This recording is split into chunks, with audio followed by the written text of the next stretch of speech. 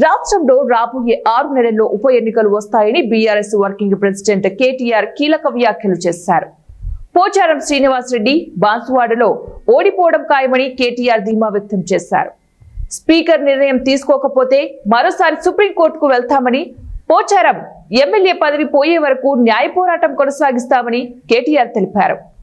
ఎర్రవల్లిలోని కేసీఆర్ నివాసంలో బాన్సువాడ నియోజకవర్గానికి చెందిన కాంగ్రెస్ పార్టీకి చెందిన పలువురు నేతలు, వందలాది కార్యకర్తలు బీఆర్ఎస్ పార్టీలోకి చేరారు. ఈ సందర్భంగా కేటీఆర్ మాట్లాడుతూ, భారతదేశంలోనే నెంబర్ 1 రాష్ట్రాన్ని బంగారు పల్లెంలో పెట్టి కాంగ్రెస్ చేతిలో పెట్టామని, కానీ ఇచ్చిన హామీలను అమలు చేయడంలోనూ, గతంలో ఉన్న సంక్షేమ అభివృద్ధి కార్యక్రమాలను అమలు చేయడంలోనూ ప్రస్తుత ప్రభుత్వం పూర్తిగా విఫలమైందని కేటీఆర్ ఎద్దేవా చేశారు. దీనికి బాధ్యత వహిస్తూ ముఖ్యమంత్రి ప్రజలకు క్షమాపణ చెప్పాలని, తమకు పరిపాలన చేత కావడం లేదని, అన్ని కార్యక్రమాలను అమలు చేయలేమని నేరుగా చెప్పాలని ఆయన డిమాండ్ చేశారు.